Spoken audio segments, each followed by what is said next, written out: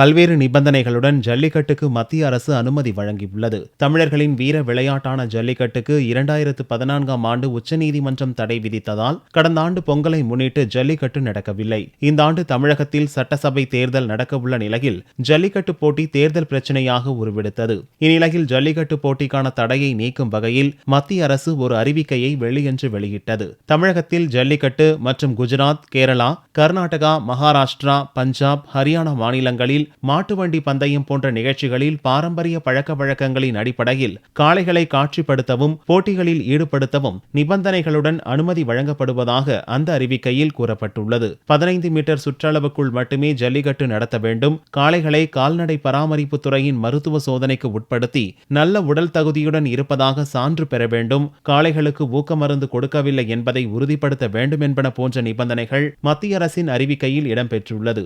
மாட்டு வண்டி போட்டிகள் 2 கிலோமீட்டருக்கு மிகாமல் நடத்தப்பட வேண்டும் என்று நிபந்தனை விதிக்கப்பட்டுள்ளது.